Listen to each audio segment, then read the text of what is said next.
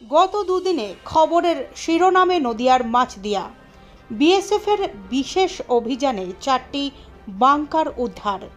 তার সঙ্গে উদ্ধার হয়েছে কয়েক কোটি টাকার নিষিদ্ধ কাপ সিরাপ।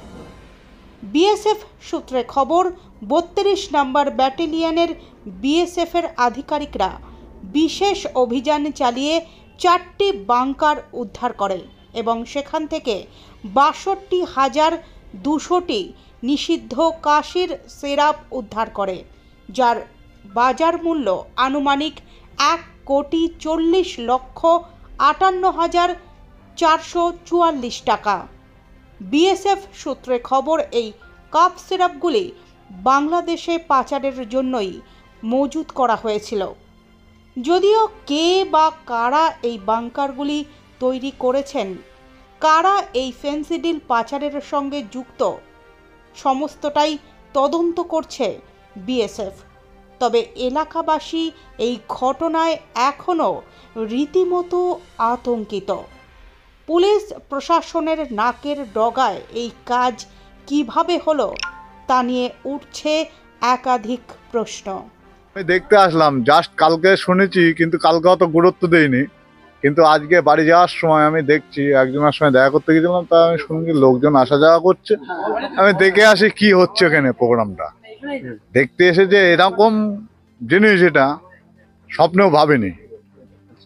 এসে দেখে আমি অবাক হয়ে গেলাম। কিন্তু এটা একদিনের কাজ নয়। এখানে চাষবাস হয়, ধান লাগায়, জল দেয়, সর্ষে লাগিয়েছে, ফুল থেকে ফলন ফুটে গিয়েছে। মানুষজন জানে না এখানে কি হচ্ছে না হচ্ছে। তখন কেউ কেন গ্রাহ্য করেনি, কেন জানায়নি মানুষকে, কেন প্রশাসনকে জানায়নি? এটা প্রশাসন সব কিছু জানে। প্রশাসন যুক্ত আছে আমার ধারণা। আমি এটুকু আমি নিজের থেকে আমি বলছি গর্ব করে। আশেপাশে বাড়ির লোকজন কেউ জানে না? সেটা তো আমি তো পরে বলবো। মানুষ, সাধারণ পাবলিক যেটা বলবে, আমি কথা হলো যে এখানে যে বাড়িটা, এই যে জিনিসটা নিয়ে এসছে আপনার, যেটা লোহার, এটা কি বলে, বাংকার, এটা নিয়ে এসছে। এটা নিয়ে আসার একটা আছে তো, ক্ষমতা, শক্তিশালী একটা যানবাহন লাগবে। 10টা মানুষ ছাড়া আসেনি।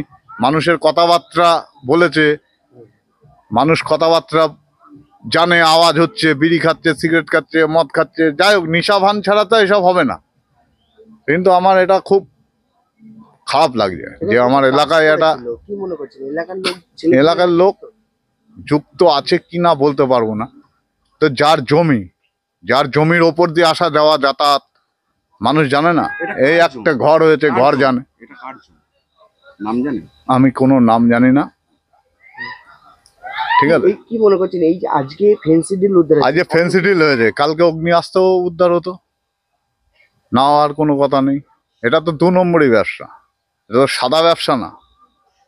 এখান থেকে তো বাংলাদেশ বেশি দূর না। আমার বাড়ির থেকে মিনিট 20 লাগে। আমার বাড়ির রুটন থেকে মিনিট 20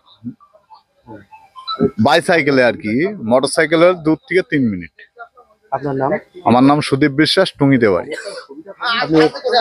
আমি স্থানীয় বাসিন্দা। আমি থাকি না এখানে, কলকাতায় কাজ করি, আসি, একটু দেখতে এসছিলাম। এই